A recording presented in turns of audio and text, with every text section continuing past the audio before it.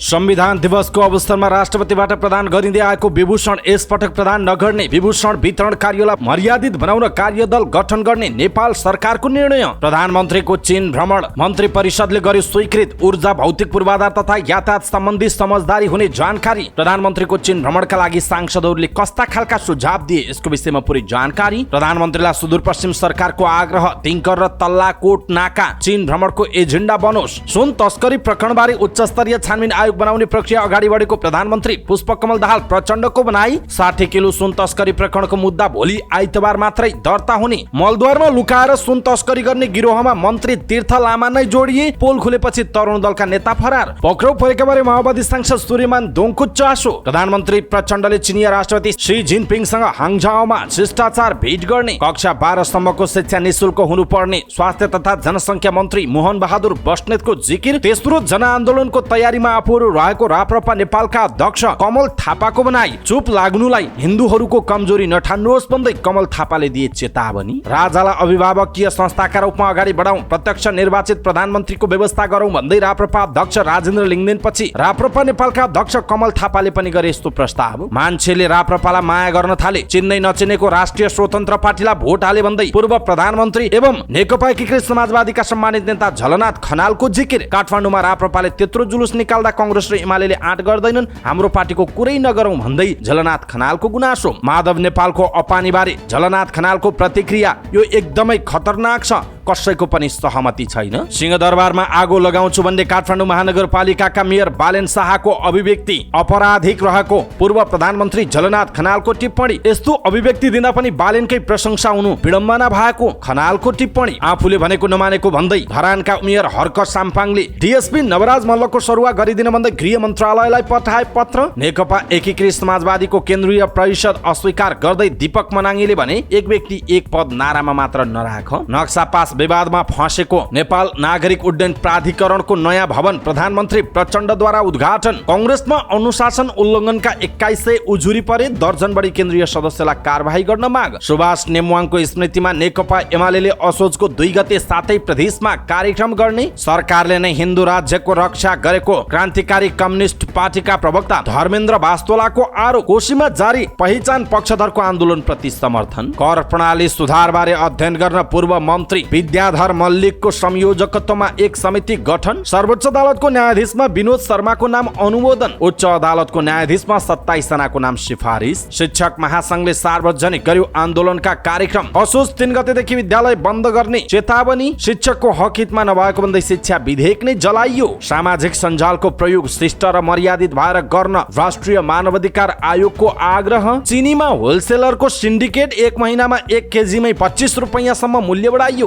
काठमाडौँ र ललितपुरका विभिन्न ठाउँमा 3 दिन विद्युत आपूर्ति प्रभावित हुने। कुन ठाउँमा 3 दिनसम्म विद्युत जान सक्छ, यसको विषयमा पुरै जानकारी आजको समाचारमा हेर्नुहोस्। शुक्ला फाँटा आरक्षक पीडितको माग सम्बोधन गर्न न्यायिक आयोग गठन। मासिक 80,000 तलबमा दक्षिण अफ्रिका पठाउने प्रलोभन देखाएर 26 लाख रुपैयाँ ठगी गरेको खुलासा। घुमुवा प्रहरी भन्दै धम्काएर पैसा उठाएको आरोपमा 1 जना पक्राउ। पोखराको फोहोर व्यवस्थापनमा कोही कागले देखायो चासो। कान्तिबाल अस्पतालमा बालिकाको मृत्यु प्रकरण व्यवस्थापकीय कमजोर भएको निष्कर्ष। तीजमा पशुपति गर्भगृहको तस्बिर खिचेमा 2000 रुपैयाँ जरिवाना गरिने। यसपालि 4 स्थानबाट दर्शनको व्यवस्था मिलाइने। काठमाडौँ महानगरपालिकाको कार्यकक्षमा स्तनपान कक्ष स्थापना गरियो। छोराले उपचार नपाएपछि रिचा शर्माको आक्रोश। चिकित्सालय पैसा कमाउने भाँडो भयो। सरकारको पत्रपछि बन्चरे डाँडावासीले फेरि आन्दोलनको स्वरूप। असोजको 20 गतेसम्म फोहोरका गाडीलाई नरोकिने। चिकित्सा शिक्षा सुधारका अभियन्ता गोविन्द केसीको अनसन 3 महिनाका लागि स्थगित। दीपक राज गिरी, दीपाश्री निरौला र निर्मल शर्माले 10 करोडको लगानीमा खोले INI सिनेमा हल। अर्थतन्त्र योभन्दा कमजोर बन्ने ठाउँमा छैन, अब अर्थतन्त्र चलायमान बन्छ भन्दै नेपाल उद्योग वाणिज्य महासंघका अध्यक्ष चन्द्र ढकालको जिकिर। बक्स अफिसमा नाङ्गो गाउँ र 1 भगवत र 1 गीताको ओपनिङको अकुपेन्सी सुखद देखियो। मरुभूमिमा भयानक आँधीले नदी नै हरायो। लिबियामा बाढीमा ज्यान गुमाउनेको संख्या 11,300 पुग्यो। अझै 10,000 भन्दा धेरै बेपत्ता रहेको जानकारी। नासाले फेला पार्यो दोस्रो पृथ्वी। पानीले भरिएको समुद्र र जीवनको संकेत देखिएको जानकारी। चीनको फलाम खानीमा रिमोट कन्ट्रोल प्रविधि लागू। हाङझाओ एसियाडका लागि इन्डोनेसिया उत्साहित। 50 जनालाई क्रिकेट प्रशिक्षक तालिम दिन काठमाडौँ महानगरपालिकाका मेयर बालेन शाह र बागमती प्रदेश क्रिकेट संघका अध्यक्ष पारस खड्काबीच सहकार्य। फिफाको नेतृत्व बर्खास्त सम्बन्धी निवेदन अनुशासन समितिमा पठाइयो। एसीसी अन्डर 19 प्रिमियर कप क्रिकेटका लागि नेपालको प्रारम्भिक टोलीको घोषणा र समाचार पार्टी हेल्थ टिप्स अन्तर्गत आज हामी हृदयघात के हो, हृदयघात भइसके पछाडि तत्काल के गर्ने के नगर्ने भन्ने विषयवस्तुमा जानकारी दिनेछौँ। हामीलाई अन्तिमसम्म हेर्नुहोला।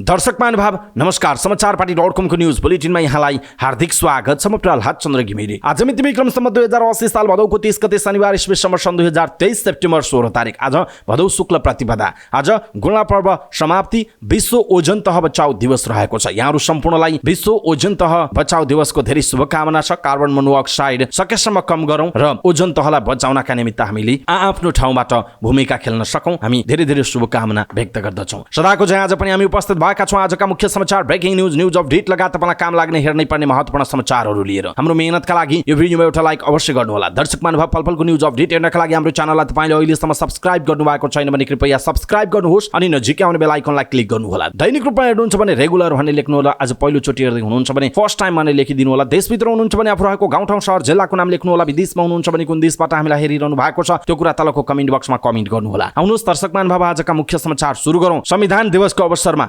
राष्ट्रपतिबाट प्रदान गरिँदै आएको विभूषण यसपटक प्रदान नगर्ने सरकारले निर्णय गरेको प्रसङ्गबाट।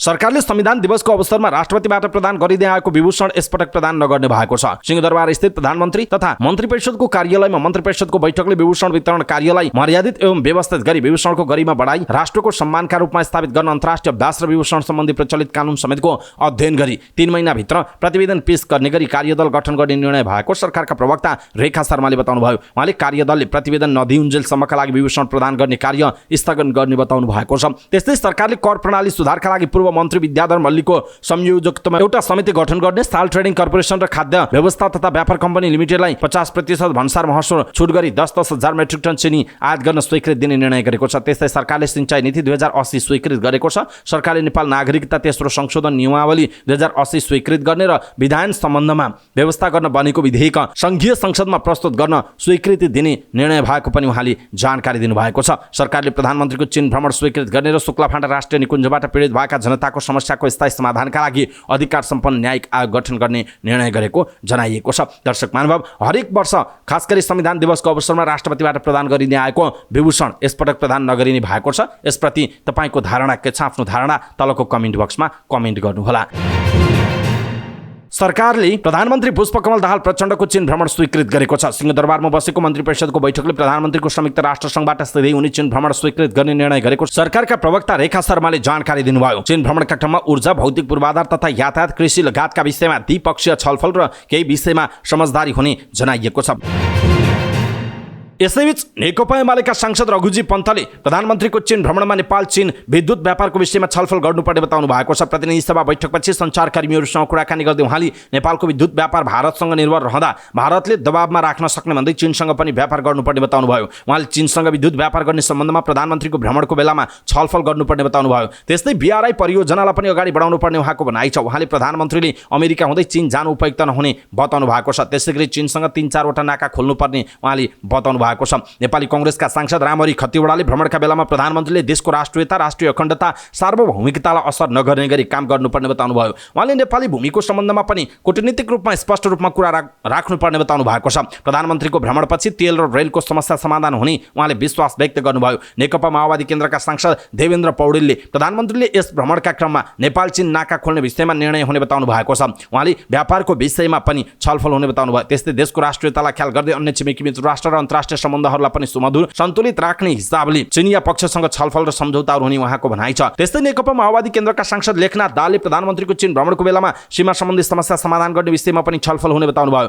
नेपालको छुट्टे नक्साको सन्दर्भमा पनि चिनिया पक्षसँग छलफल हुने र प्रधानमन्त्रीले उनीहरूलाई सो कुराको बोध गराउने उहाँले बताउनु भयो। राष्ट्रिय प्रजातन्त्र पार्टीका प्रमुख सचेतक ज्ञानेन्द्र साईले प्रधानमन्त्रीलाई नेपालको छुट्टे नक्साको कुरा नटुङ्गाई चीन भ्रमण नजान सुझाव दिनुभयो। उहाँले हङकङ ट्रान्जिटमा नेपाल एयरलाइन्सले प्यासेन्जर बोक्न नपाएको भन्दै सो समस्या समाधान गर्न प्रधानमन्त्रीलाई आग्रह गर्नुभयो। शाहीले हङकङ स्थित महावाणिज्य दूतावासले धेरै रकम कोठा भाडा बापत तिर्नु परेको भन्दै यसतर्फ सरकारको ध्यानाकर्षण पनि गराउनु भएको छ। दर्शक महानुभाव, प्रधानमन्त्रीको चीन भ्रमणका लागि सांसदले यस्ता सुझाव दिएका छन्। यहाँहरू पनि देश तथा विदेशबाट हामीलाई हेरिरहनु भएको छ। खास गरी प्रधानमन्त्री चीन भ्रमणमा जाँदै हुनुहुन्छ र चीन भ्रमणमा जाँदाखेरि नेपालले कस्तो खालको डिलिङ गर्नुपर्ने हुन्छ चीनसँग र कस्ता खालका कुराहरू चाहिँ गरिदिएदेखि देशका लागि राम्रो हुन्छ अथवा कस्तो विषयहरू उठाउनुपर्छ प्रधानमन्त्रीले अहिलेको चीन भ्रमणमा जस्तो तपाईँलाई लाग्छ, कृपया एउटा कमेन्ट तलको कमेन्ट बक्समा कमेन्ट गर्नुहोला।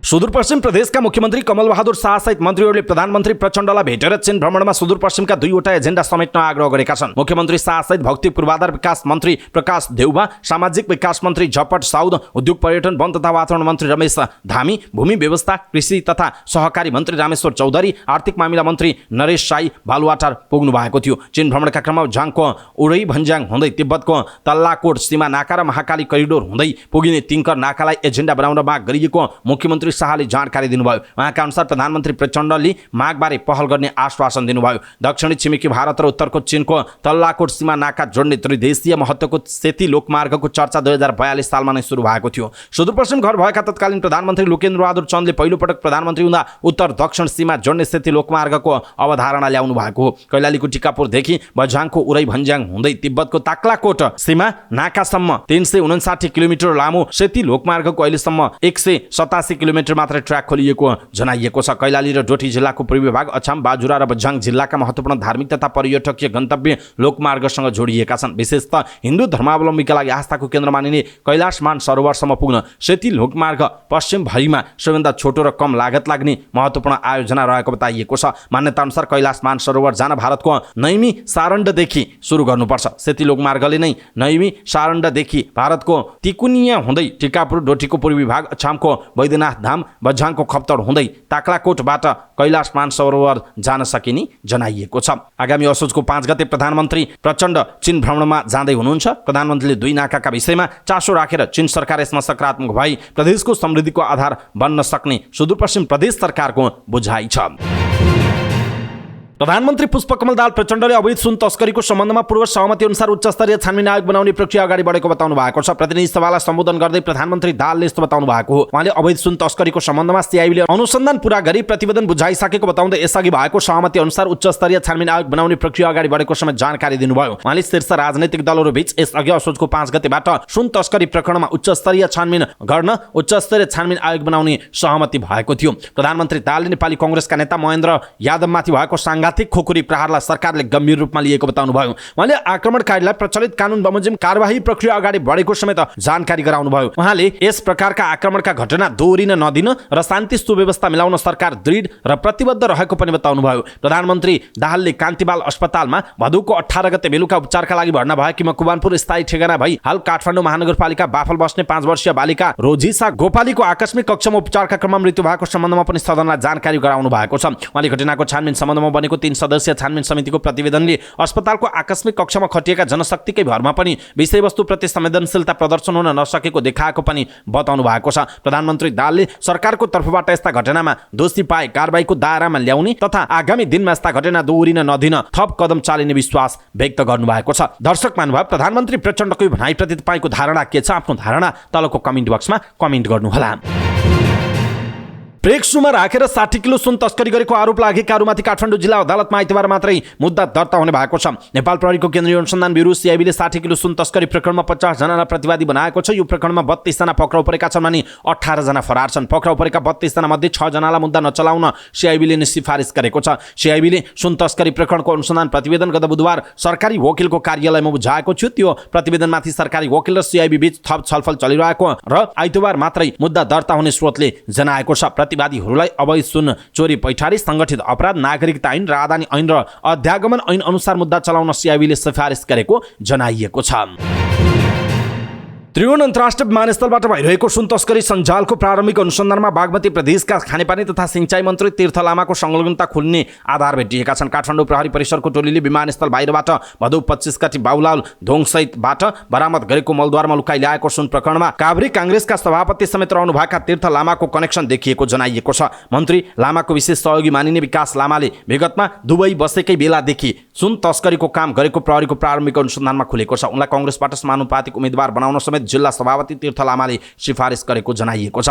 पछिल्लो पटक बरामद भएको 1 किलो सुन तस्करी प्रकरणमा अहिलेसम्म प्रहरीले काभ्रेको खानीखोला गाउँपालिका 3 घर भई पनौती नगरपालिका 5 बस्ने बाबुलाल दोङ, रोशी गाउँपालिका 3 घट्टेखोलाका जगत लामा र महाभारत गाउँपालिका 3 सानो पोखराका मिङमा दोर्जे स्यान्ताङ रहेको जनाइएको छ। सोही गिरोहमा संलग्नता खुलेका तरुण दलका केन्द्रीय सदस्य विकास लामा भने प्रहरीले खोजी गरेपछि फरार भएका छन्। कांग्रेस जिल्ला सभापति तथा प्रदेश मन्त्री तीर्थ लामाका निकट सहयोगी विकास कांग्रेसको बागमती प्रदेश प्रचार तथा प्रसार विभागमा समेत मनोनित भएका थिए। यसअघि यही गिरोहले पटक पटक ठूलो मात्रामा सुन तस्करी गर्ने गरेको अनुसन्धानमा खुलेको छ। विकास विगतमा पनि अपराधिक काममा संलग्न रहेर जेल बसेपछि छुटेका व्यक्ति हुन्। पक्राउ परेकाहरूले सुन तस्करीमा विकास लामाको नाम पोलेपछि तीर्थको समेत संलग्नता खुल्ने भएकाले काभ्रे कांग्रेसमा खैलाबैला मचिएको छ। पक्राउ परेका मध्ये एकजना बाबुलाल दोङ माओवादी केन्द्रका सांसद सूर्यमान दोङ निकट रहेको बताइएको छ। अभियुक्तबाट बरामद भएको क्रेटा गाडीबाट मन्त्री तीर्थ लामाले काटेको चेक समेत भेटिएपछि उनको पनि संलग्नता देखिएको बताइएको छ। प्रहरीले गरेको प्रारम्भिक अनुसन्धानमा काभ्रेको महाभारत गाउँपालिका गोकुले स्थित विकास योन्जन लामाको व्यावसायिक साझेदारीका रूपमा मन्त्री तीर्थ र भुम्लु गाउँपालिकाका उपाध्यक्ष जितेन्द्रमान तामाङ समेत देखिएका छन्। जितेन्द्र पनि नेपाली कांग्रेसका नेता रहेको बताइएको छ। विकाससँग तीर्थको राजनीतिक निकटता मात्र नभएर व्यावसायिक र करोडौँको आर्थिक कारोबार समेत पुष्टि हुने आधारहरू भेटिएको प्रहरीले जनाएको छ। प्रहरीले बरामद गरेको बागमती प्रदेश 0127/5960 नम्बरको क्रेटा गाडीबाट बरामद भएको चेक तीर्थ लामाको नाममा उनकै खाताबाट काटिएको छ। विकास र तीर्थको गिरोहले विगत 2 वर्षदेखि सुन तस्करी गरिरहेको प्रारम्भिक अनुसन्धानमा खुलासा भएको छ। लामाले तत्कालीन गृहमन्त्री बालकृष्ण खाँडको आडमा धन्दा चलाएका थिए। पक्राउ परेका बाबुलालले सुरुमा सुन आफ्नो रहेको बताए पनि विकास र तीर्थका लागि बोक्ने गरेको खुल्दैछ। यो गिरोहले मासिक 10 किलोसम्म सुन विमानस्थलबाट सेटिङमै बाहिर निकाल्ने गरेको पाइएको छ। तीर्थ र विकास तथा पक्राउ परेका 3 जना भरियाको खातामा प्रारम्भिक अनुसन्धानबाट पनि वार्षिक 50 करोड भन्दा धेरै कारोबार हुने गरेको देखिएको छ। पक्राउ परेका बाबुलाल जगत लामा र मिङमा दोर्जे स्याङतान भन्ने विकास र तीर्थका भरिया मात्र रहेको बुझिएको छ। दुबईबाट हिमालय एयरलाइन्सको उडानमा आएका बाबुलालले मलद्वारमा लुकाएर ल्याएको सुन बरामद गरिएको थियो। यो गिरोहसँगै बरामद भएको गाडी समेत तीर्थ लामाले प्रयोग गर्ने गरेको पाइएको छ। पटक पटक अपहरण, लुटपाट र चोरीमा पक्राउ परी सजाय भोगेका विकासको अस्वाभाविक आर्थिक अवस्था रहेको कांग्रेस नेताहरू बताउँछन्। काभ्रे, मकवानपुर तथा विभिन्न जिल्लामा भएको अपराधमा उनी संलग्न रहेको र अपराधको रेकर्ड निकालेर हेर्ने काम भइरहेको प्रहरी परिसर काठमाडौँले जनाएको छ। यसैबीच प्रधानमन्त्री पुष्पकमल दाहाल प्रचण्डले चीनका राष्ट्रपति सी जिनपिङसँग हाङझाओमा शिष्टाचार भेट गर्ने कार्यक्रम छ। प्रधानमन्त्री दाहालले आफ्नो चीन भ्रमण र संयुक्त राष्ट्रसङ्घको 78औं महासभाको औपचारिक भ्रमणबारे प्रतिनिधि सभालाई जानकारी गराउँदै सो कुरा बताउनुभयो। प्रधानमन्त्री दाहाल आगामी असोज 5 गते संयुक्त राष्ट्रसङ्घको 78औं महासभामा भाग लिएर सिधै चीन भ्रमणमा जाने कार्यक्रम तय गरिएको छ। प्रधानमन्त्री दाहालले छोटो समय रहेका कारण संयुक्त राष्ट्रसङ्घको 78औं महासभाको कार्यक्रम सकेर त्यतैबाट चीन भ्रमणमा जानुपर्ने अवस्था आएको बताउनुभयो। उहाँले आफ्नो चीन भ्रमण 2 मुलुक बीचको विद्यमान द्विपक्षीय सम्बन्धलाई थप प्रगाढ बनाउने तथा नेपाल र नेपाली जनताको हित एवं 2 मुलुक बीचको सम्बन्धलाई मजबुत तुल्याउन सदुपयोग गर्ने बताउनु भएको छ। यसअघि प्रधानमन्त्री दाहालले असोजको 4 गते संयुक्त राष्ट्रसङ्घको 78औं महासभालाई न्युयोर्कमा सम्बोधन गर्ने बताइएको छ। प्रधानमन्त्री दाहालले संयुक्त राष्ट्रसङ्घको महासभामा आफूले नेपालले हासिल गरेका राजनीतिक उपलब्धि अवगत गराउने, शान्ति प्रक्रियालाई तार्किक निष्कर्षमा पुर्याउने नेपालले गरिरहेको प्रयासमा अन्तर्राष्ट्रिय समुदायको सद्भाव खोज्ने, अति कम विकसित मुलुकबाट दिगो र स्थायी रूपमा स्तरोन्नति हुन आइपरेका चुनौतीबारे विश्व समुदायको ध्यान आकर्षण गराउने बताउनु भएको छ। उहाँले अल्प विकसित देशहरूको समूहको अध्यक्षको हैसियतले यो समूहका सदस्य राष्ट्रहरूले झेल्नु परेका विशिष्ट चुनौतीहरूबारे आवाज उठाउने, जलवायु परिवर्तनबाट नेपाल जस्तो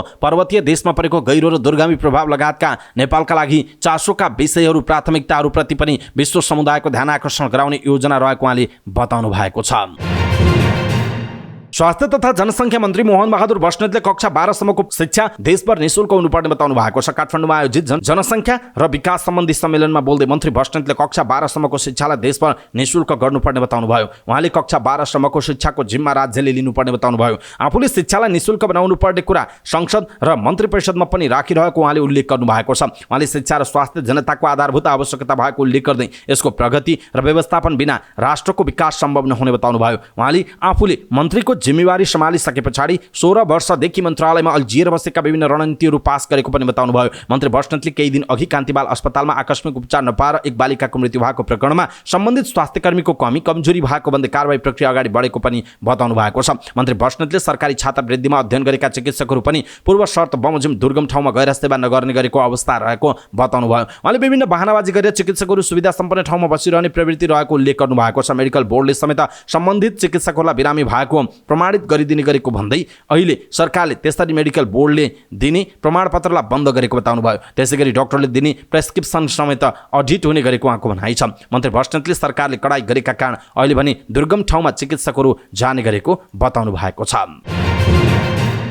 राष्ट्रिय प्रजातन्त्र पार्टी नेपालका अध्यक्ष कमल थापाले आफ्नै पार्टीले तेस्रो जनआन्दोलनको तयारी थालिरहेको बताउनु भएको छ। काठमाडौँमा आयोजित वीरोत्सवलाई सम्बोधन गर्दै उहाँले यस्तो बताउनु भएको हो। उहाँले आफूहरूको आन्दोलन कसैलाई विस्थापित गर्नका लागि नभएको बताउनुभयो। उहाँले देशमा करिब 1.5 दशकदेखि राज्य सत्ता कब्जा गरेर मुलुकमा भ्रष्ट व्यवस्था सञ्चालन गरिरहेकाहरूले जनताको व्यवस्था र अवस्थामा परिवर्तन गर्ने कुरा सम्भव नरहेको जिकिर गर्नुभयो। उहाँले सत्तामा कब्जा जमाएका भ्रष्ट शासकहरूको अकर्मण्यता, सत्ता लिप्सा र विदेशीको दलाली गर्ने आत्मसमर्पणवादी प्रवृत्तिले गर्दा अहिले सामान्य रोजगारीको निमित्त पनि नेपालका युवा जनसङ्ख्याको आधाभन्दा बढी विदेश पलायन हुन बाध्य भएको बताउनुभयो। लोकतन्त्रको आवरणमा केही सीमित राजनैतिक दलहरूले नेपालमा सिन्डिकेट तन्त्र कायम गरिरहेको उहाँले आरोप लगाउनुभयो। अध्यक्ष थापाले देशको राष्ट्रिय स्वतन्त्रता र सार्वभौम सत्ता नै जोखिममा पर्न सक्ने खतरा रहेको उल्लेख गर्नुभयो। अध्यक्ष थापाले सनातन धर्मको रक्षाका निमित्त उभिएका युवाहरूलाई अवाञ्छित किसिमबाट मुद्दा लगाएर कारबाही गर्ने प्रयास गरे चुप लागेर नबस्ने चेतावनी दिनुभयो। उहाँले भोटका लागि विदेशी डलरको लोभमा र राजनीतिक स्वार्थका लागि अल्पसंख्यकहरूलाई रिझाउने नाममा बहुसंख्यक हिन्दू बौद्धिस्ट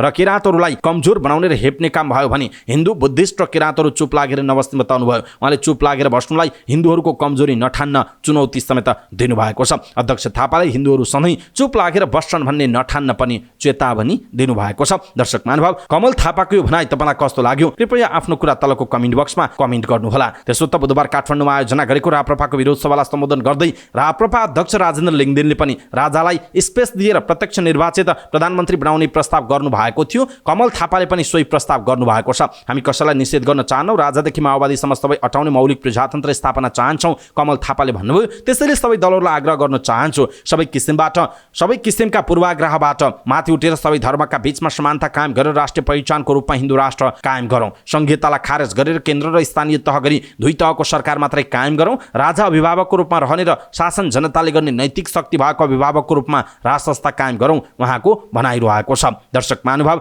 राप्रपाले पनि अहिले हिन्दू राष्ट्र र प्रत्यक्ष निर्वाचित प्रधानमन्त्रीको कुरा उठाइरहेका बेला राप्रपा नेपालका अध्यक्ष कमल थापाले पनि खास गरी राज संस्थालाई एउटा खालको संविधानभित्रै रहेर एउटा खालको स्पेस दिने र जनताहरूले प्रत्यक्ष निर्वाचित गर्ने प्रधानमन्त्री बनाउने भनेर जुन खालको प्रस्तावहरू लिएर आएका छन् यसप्रति तपाईँ के भन्नुहुन्छ कृपया कम्तीमा एउटा कुरा तलको कमेन्ट बक्समा कमेन्ट गर्नुहोला। नेकपा एकीकृत समाजवादीका सम्मानित नेता झलनाथ खनालले सरकारले काम गर्न नसकेपछि समाजमा अराजकता बढेको टिप्पणी गर्नुभएको छ। नेकपा यस निकट सहकारी संगठनको प्रथम स्थापना दिवसलाई सम्बोधन गर्दै सरकार दिशाहीन भएको उहाँले बताउनुभयो। अहिले अराजकता बढ्दैछ, अहिले मान्छेले भोट हाल्नु पर्दा राप्रपालाई पो हाल्न थालेका छन्। हिजो 30 वर्ष तानाशाही शासन गरेको होइन उनीहरूले, 30 वर्ष तानाशाह शासन गर्नेलाई अहिले मान्छेहरूले माया गर्न थालेका छन्। अनि त्यो राष्ट्रपा भन्ने के हो कसैले चिनेको पनि छैन, तर मान्छेहरूले त्यतैतिर भोट हाल्न थालेका छन्। किनभने पहिलादेखि स्थापित पार्टीहरूले काम गर्न नसकेपछि ध्यान त्यतातिर डाइभर्ट भइरहेको छ। यो एकदम खतरनाक कुरा हो उहाँको भनाइ छ। उहाँले अहिलेको अराजकताको अन्त्य गर्नका लागि आफ्नो पार्टीले विकल्प दिन सक्नुपर्ने बताउनुभयो। उहाँले भन्नुभयो अब सबै कुराको विकल्प समाजवाद हो, समाजवादको बाटोमा जान सक्नुपर्छ। राप्रपाले काठमाडौँमा त्यत्रो जुलुस निकाल्दा कांग्रेस एमाले आँट गर्न नसकेको उहाँले बताउनुभयो। उहाँले भन्नु हाम्रो पार्टीको त अहिले कुरा नगरौँ, जुलुस निकाल्ने बेलै भएको छैन उहाँले भन्नुभएको छ। यसैबीच नेकपा एकीकृत समाजवादीका सम्मानित नेता झलनाथ खनालले पार्टी अध्यक्ष माधव कुमार नेपालले जारी गरेको पछिल्लो अन्तर्पार्टी निर्देशनप्रति असहमति व्यक्त गर्नुभएको छ। अखिल नेपाल महिला सङ्घको 30 विशेष कार्यक्रमपछि कुराकानी गर्दै सम्मानित नेता खनालले अध्यक्ष नेपालले जारी गरेको पानीलाई एकदमै खतरनाकको संज्ञा दिनुभयो। यो एकदम खतरनाक कुरा हो, पार्टीको कुनै पनि समितिले निर्णय गरेको छैन, यो यतिकै जारी भएको छ, यसबारेमा हामी छलफल गर्दैछौँ। अध्यक्ष नेपालले बिहिबार जारी गरेको अपानीमा पार्टी केन्द्रीय समिति र सचिवालयको निर्णय भन्दै नेताहरूको जिम्मेवारी हेरफेर, कार्य विभाजन र विभिन्न कमिटीमा मनोनयन गरिएकोमा खनालले असहमति जनाउनुभयो। सो निर्णय विरुद्ध देशैभर असहमति भएको छ भने केही नेताले पार्टी छोडेको घोषणा गरेको जनाइएको छ। नेकपा एकीकृत समाजवादीका सम्मानित नेता एवं पूर्व प्रधानमन्त्री झलनाथ खनालले सिंहदरबारमा आगो लगाउँछु भन्ने अपराधिक अभिव्यक्ति भएको टिप्पणी गर्नुभएको छ। नेकपा यस निकट महिला सङ्घको कार्यक्रमलाई सम्बोधन गर्दै काठमाडौँ महानगरपालिका प्रमुख बालेन शाहको अभिव्यक्तिको प्रशंसा हुनु गलत भएको उहाँले बताउनुभयो। एउटाले सिंहदरबारमा आगो लगाइदिन्छु भन्यो, अर्काले नेताको गर्दनमा खुकुरी हान्यो, ती मान्छेहरूलाई मोबाइल हेर्ने हो भने हजारौँ मान्छेले स्यावासी दिइरहेका छन् उहाँले भन्नुभयो। ती त अपराधिक तत्त्वहरू हुन् नि, सिंहदरबारमा आगो लगाउँछु भन्ने जसले गरे पनि अपराधिक अभिव्यक्ति हो, त्यस्तो अभिव्यक्तिको प्रशंसा प्रशंसा हुनु विडम्बना मात्रै हो, तर प्रशंसा हुन थालेको छ त्यसको कारण खोज्नु पर्नेछ। उहाँले तत्कालीन नेकपा नेतृत्वको सरकार हुँदा अध्यक्ष केपी शर्मा ओलीले कुर्सी मात्रै देखेपछि अहिले अराजकता बढेको पनि आरोप लगाउनु भयो। दर्शक महानुभाव, खास गरी काठमाडौँ महानगरपालिकाका मेयर बालेन साहब लक्षित झलनाथ खनालले टिप्पणी गर्नुभएको छ कि सिंहदरबारमा आगो लगाउँछु भन्ने अभिव्यक्ति अपराधी हो, तर प्रशंसा भइरहेको छ यो विडम्बना हो भनेर भन्नुभएको छ। सँगसँगै मान्छेले राप्रपालाई माया गर्न थाले, चिन्दै नचिनेको राष्ट्रिय स्वतन्त्र पार्टीलाई भोट हाली भन्दै झलनाथ खनालले भन्नुभएको छ। काठमाडौँमा राप्रपाल त्यत्रो जुलुस निकाल्दा कांग्रेस एमाले किन आँट गर्दैनन्, हाम्रो पार्टीको त अहिले बेलै भएको छैन भन्ने झलनाथ खनालको यो अभिव्यक्तिप्रति तपाईको धारणा के छ? कृपया एउटा कमेन्ट तलको कमेन्ट बक्समा कमेन्ट गर्नुहोला। धरान उपमहानगरपालिकाका मेयर हर्क साम्पाङले आफूलाई असहयोग गरेको भन्दै इलाका प्रहरी कार्यालय धरानका प्रमुख प्रहरी नायब उपरीक्षक नवराज मल्ललाई सरुवा गरिदिनु भन्दै गृह मन्त्रालयलाई पत्र लेख्नु भएको छ। मेयर साम्पाङले भदौ 27 गते आवश्यक कारबाहीका लागि भन्दै गृह मन्त्रालयलाई पत्र लेख्नु भएको हो। उहाँले लेखेको पत्रमा इलाका प्रहरी कार्यालय धरानका प्रमुख मल्लले आफूलाई असहयोग गरेको उल्लेख गरिएको छ। उक्त पत्रमा स्थानीय सरकारले भनेको नमान्ने, पत्र नपठाई केही गर्न नमान्ने र ढुङ्गा गिट्टी बालुवा तस्करलाई पक्राउ गर्न नजाने, स्थानीय शान्ति सुरक्षा खासै काम नगर्ने उल्लेख गर्नुभएको छ। नेपाल प्रहरी प्रधान कार्यालय, कोशी प्रदेश प्रहरी कार्यालय विराटनगर, जिल्ला प्रहरी कार्यालय सुनसरी र जिल्ला प्रशासन कार्यालय सुनसरीलाई पदार्थ गरिएको पत्रमा मल्ल सार्वजनिक जग्गा अतिक्रमण, तस्करको अतिक्रमण रोक्न समयमा नआएको उल्लेख गरिएको छ। उहाँले पत्रमा नगर डीएसपी मल्लले नगर प्रमुखलाई गालीबेइज्जती गर्ने र आक्रमण गर्नेलाई पक्राउ गरी अनुसन्धान नगरेको, आफूले दिएको जुरी समेत दर्ता नगरेको आरोप लगाउँदै पत्रमा मेरो घरमा आक्रमण भइरहेको छ भनेर उपमेयरले जानकारी गराउँदा समेत प्रहरी नपठाएको आरोप लगाउनु भएको छ। उहाँले मल्लले स्थानीय सरकारको आदेश नमानेको भन्दै सरुवा गरी अर्को डीएसपी पठाइदिन आग्रह गर्नुभएको छ। केही दिन अघि मेयर साम्पाङले आफूलाई प्रश्न गर्ने अशोक लिम्बुलाई नगर प्रहरी लगाएर पक्राउ गर्नुभएको थियो। सो विषयमा मल्लले सहयोग नगरेको आक्रोश स्वरूप उहाँले सरुवाका लागि पत्र पठाएको नगरपालिका स्रोतले जनाएको छ। सुनसरीका प्रमुख जिल्ला अधिकारी हुमकला पाण्डेले आफूले पनि सरुवा गरिदिन पत्र पठाएको जानकारी पाएको बताउनु भयो। उहाँले भन्नुभयो, हामीले पनि डीएसपी सरुवा गरिदिनु भन्दै पत्र पठाएको जानकारी पाएका छौँ, उहाँको भनाइरहेको छ। दर्शक महानुभाव, हर्क साम्पाङको यो काम, उहाँको जुन खालको पछिल्लो समयको शैली छ, यसप्रति तपाईँ के भन्नुहुन्छ? कृपया आफ्नो कुरा तलको कमेन्ट बक्समा कमेन्ट गर्नुहोला। गण्डकी प्रदेश सभाका सांसद दीपक मनाङे उर्फ राजीव गुरुङले नेकपा एकीकृत समाजवादीको केन्द्रीय परिषद सदस्य पद अस्वीकार गर्नुभएको छ। मनाङले विज्ञप्ति जारी गर्दै यो निर्णय र जिम्मेवारी आफूसँग सल्लाह नगरी दिइएको भन्दै तत्काल उक्त पदमा नबस्ने जानकारी दिनुभयो। उहाँले जनताबाट निर्वाचित जनप्रतिनिधिहरू संसदीय कामकाजमै व्यस्त रहनुपर्ने भन्दै एकै व्यक्तिले अनेक पदको भारी बोक्नु राम्रो नभएकाले सो पद अस्वीकार गरेको जानकारी दिनुभएको छ। मनाङले भन्नुभएको छ, मलाई दिएको जिम्मेवारी स्वीकार्य नभएको र पद पार्टीकै अन्य योग्य युवाहरूलाई दिँदा पार्टीलाई अझ बढी फाइदा हुन्छ। युवाहरूलाई अगाडि बढाउने कुरामा मेरो सधैँ समर्थन रहन्छ। एक व्यक्ति एक पदको नारामा मात्र सीमित नगरी कार्यान्वयनमा पनि ध्यान दिन पार्टी नेतृत्वलाई अवगत गराउन चाहन्छु, उहाँले लेख्नु भएको छ। मनाङबाट स्वतन्त्र जित्नुभएका मनाङे गण्डकी प्रदेशमा नेकपा एस निल भएपछि सो पार्टीमा प्रवेश गर्नुभएको हो। नक्सा पास विवादमा फँसेको नेपाल नागरिक उड्डयन प्राधिकरणको नयाँ भवन प्रधानमन्त्री पुष्पकमल दाहाल प्रचण्डले उद्घाटन गर्नुभएको छ। प्राधिकरणको सिनामङ्गल स्थित 30 रोपनी जग्गामध्ये 12 रोपनी क्षेत्रफललाई विकास गरी 4 रोपनी 2 आना जग्गामा बनेको भवन शुक्रबार उद्घाटन गरिएको थियो। 18,721 वर्ग मिटर बिल्ट अफ एरिया भएको 3 तले बेसमेन्ट सहित 12 तले भवन बनेको हो। यो भवनको नक्सा पास नभएको भन्दै काठमाडौँ महानगरपालिकाले नक्सा पास गर्न ताकेता गरेको थियो। नक्सा पास अहिले पनि प्रक्रियामा रहेको प्राधिकरणका प्रवक्ता जगन्नाथ निरौलाले जानकारी दिनुभयो। त्यो प्रक्रियामा गइसके अब छिट्टै हुन्छ उहाँले भन्नुभएको छ।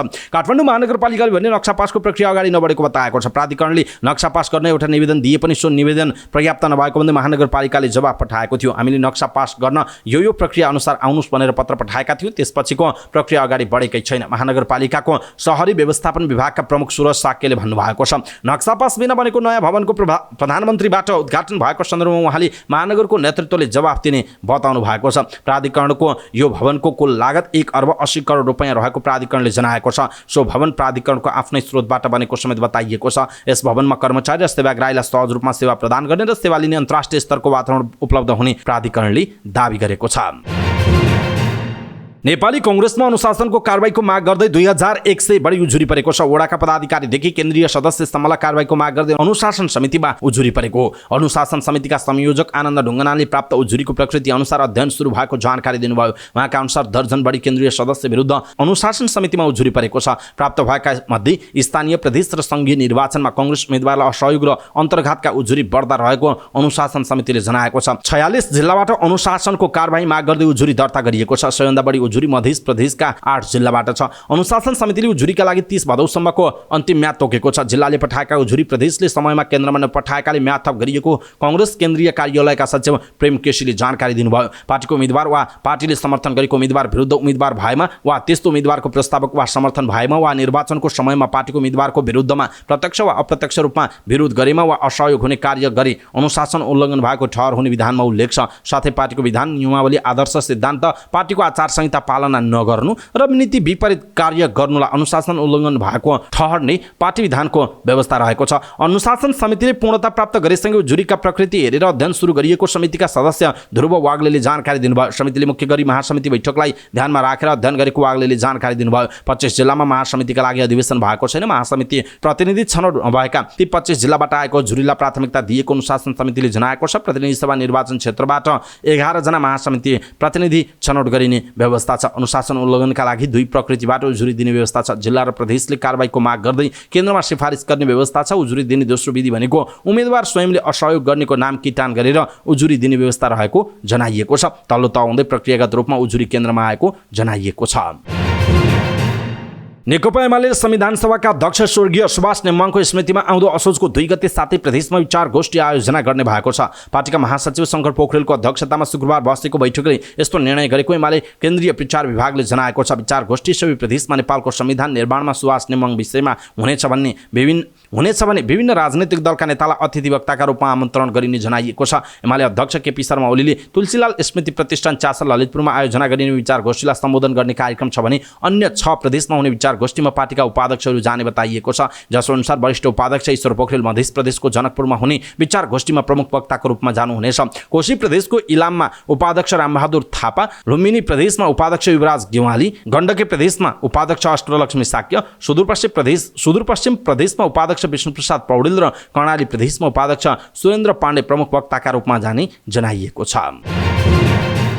क्रान्तिकारी कम्युनिस्ट पार्टी नेपालले कोशी प्रदेशमा जारी पहिचान पक्षधरको आन्दोलनलाई समर्थन जनाएको छ। पार्टी प्रवक्ता धर्मेन्द्र वास्तोला कञ्चनले एक विज्ञप्ति जारी गर्दै पहिचानका निम्ति सङ्घर्ष गर्ने क्रममा आन्दोलनकारी जनतामाथि सरकारले दमन गरेको आरोप लगाउनु भएको छ। कथित लोकतान्त्रिक गणतन्त्र अन्तर्गत यो समस्याको हल नहुने कुरा व्यवहार पुष्टि भएको उहाँले उल्लेख गर्नुभयो। समस्याको हल गर्न उत्पीडित जातिको आत्मनिर्णयको अधिकारको सैद्धान्तिक स्वीकृति सहित जातीय क्षेत्रीय स्वायत्तता तथा उत्पीडित जातीय पहिचान सहितको संघीय जनगणतन्त्रका पक्षमा सङ्घर्षलाई अगाडि बढाउन आफ्नो पार्टी दृढ रहेको र न्याय तथा पहिचान पक्षधर सम्पूर्ण जनतालाई सङ्घर्ष जारी राख्न आह्वान गर्नुभएको छ।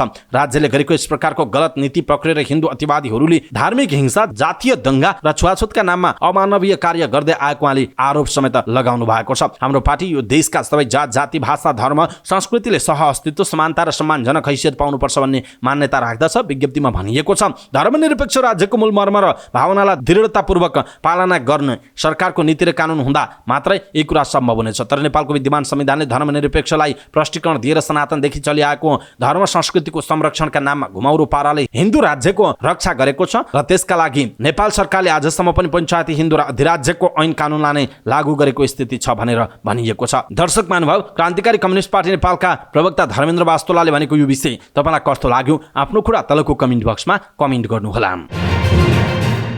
विद्यमान कर प्रणालीको सुधारका लागि अध्ययन गर्न सरकारले उच्च स्तरीय समिति गठन गरेको छ। मन्त्री परिषदको बैठकले पूर्व मन्त्री विद्याधर मल्लिकको संयोजकत्वमा समिति गठन गरेको हो। अर्थमन्त्री डाक्टर प्रकाश शरण महतका अनुसार आगामी माघसम्म आफ्नो प्रतिवेदन बुझाउने गरी एक उच्च स्तरीय समिति गठन गरिएको छ। चालु आर्थिक वर्षको बजेटमा सरकारले यस्तो घोषणा गरेको थियो। मल्लिक पूर्व अर्थ सचिव समेत रहेको उल्लेख छ। बजेटमा कर प्रणालीको सुधार अन्तर्गत विद्यमान कर प्रणालीबारे अध्ययन गरी सुधारको सुझाव दिन उच्च स्तरीय समिति गठन गर्ने उल्लेख थियो। अर्थमन्त्री डाक्टर महतका अनुसार यस्तो समितिले दिएको सुझावलाई आधार मानेर आर्थिक वर्ष 2081-82 को बजेट निर्माण गरिनेछ। सरकारले चालु आर्थिक वर्ष 2080-81 का लागि अघिल्लो आर्थिक वर्ष 2079-80 मा सङ्कलन भएको राजस्वको तुलनामा करिब 40% बढी कर सङ्कलन गर्ने गरी लक्ष्य राखेको छ। यो लक्ष्य भेट्टाउन सरकारले करमा नयाँ क्षेत्र खोज्ने प्रयास गरेको छ, जस अन्तर्गत केही नयाँ क्षेत्रहरूमा भ्याट लगाएपछि सरकार आलोचित समेत बनेको थियो। सरकारले भने करलाई समसामयिक बनाउन र दरभन्दा दायरा फराकिलो बनाउन नयाँ क्षेत्रमा कर खोजिरहेको बताएको छ। यससहित कर सम्बन्धमा उठेका गुनासो, विद्यमान प्रावधान तथा यससँग सम्बन्धित विषयमा अध्ययन गर्न सरकारले उच्च स्तरीय समिति गठन गरेको अर्थ मन्त्रालयले जनाएको थियो। सर्वोच्च अदालतको न्यायाधीशमा विनोद शर्माको नाम अनुमोदन गरिएको छ। सिंहदरबारमा बसेको संसदीय सुनवाई समितिको बैठकले उच्च अदालत पाटनका न्यायाधीश शर्मालाई सर्वोच्च अदालतको न्यायाधीश नियुक्त गर्न न्याय परिषदले गरेको सिफारिस सर्वसम्मतिले अनुमोदन गरेको छ। योग्यता, क्षमता र अनुभवको आधारमा शर्मालाई सर्वोच्च अदालतको न्यायाधीश पदका लागि गरिएको सिफारिस सर्वसम्मतिले अनुमोदन गरिएको समितिका ज्येष्ठ सदस्य सभापति पशुपति शमशेर जवराले जानकारी दिनुभएको छ। शर्मामाथि संसदीय सुनवाई समितिमा कुनै पनि उजुरी परेको थिएन। न्याय परिषदको गत भदौ 10 गते बसेको बैठकले उहाँलाई सर्वोच्च अदालतको न्यायाधीश पदमा नियुक्तिका लागि सिफारिस गर्ने निर्णय गरेको थियो। संसदीय सुनवाई समितिले अनुमोदन गरेसँगै राष्ट्रपति रामचन्द्र पौडेलले उहाँलाई सर्वोच्च अदालतको न्यायाधीशमा नियुक्त गर्ने जनाइएको छ। यसैबीच न्याय परिषदले 27 जना उच्च अदालतका न्यायाधीशमा सिफारिस गरेको छ। शुक्रबार बसेको परिषदको बैठकले उनीहरूको नाम सिफारिस गरेको हो। सिफारिसका आधारमा प्रधान न्यायाधीशले नियुक्ति पत्र दिएपछि उनीहरू न्यायाधीश हुने जनाइएको छ। न्याय परिषदको भदौ 29 गतेको बैठकबाट भएको निर्णय अनुसार न्यायाधीशमा नियुक्त 27 जनाहरूमध्ये श्यामकुमार भट्टराई, राधाकृष्ण उप्रेती, हरिशचन्द्र ढुङ्गाना, धनसिंह महरा, ब्रजेश फ्याकुरेल, ऋषिराम निरौला, चन्द्रमणि गिवाली, राजु कुमार खतिवडा, योगेन्द्र प्रसाद शाह, खडानन्द तिवारी, कवि प्रसाद नेउपाने, प्रकाश खरेल, कृष्णराम कोइराला, स्वीकृति पराजुली, काजी बहादुर राई, रितेन्द्र थापा, मोहन राज भट्टराई, अर्जुन अधिकारी, विनोद कुमार पोखरेल, नारायण प्रसाद रेग्मी, सुशील कोइराला, अच्युत कुमार आचार्य, गोविन्द जोशी, पुण्यशिला दवाडी घिमिरी, पूर्णप्रसाद राजवंशी, यज्ञबहादुर राणा मगर र अर्जुन महर्जन रहेको जनाइएको छ। नेपाल शिक्षक महासंघले सदनमा दर्ता भएको शिक्षा सम्बन्धी विधेयकप्रति आपत्ति जनाउँदै आन्दोलनको घोषणा गरेको छ। महासंघले काठमाडौँमा पत्रकार सम्मेलन गर्दै संसदमा दर्ता भएको विद्यालय शिक्षा सम्बन्धी कानुनलाई संशोधन र एकीकरण गर्न बनेको विधेयक 2080 शिक्षकहरूको हक विपरीत भएको भन्दै सडक आन्दोलनको घोषणा गरेको जनाइएको छ।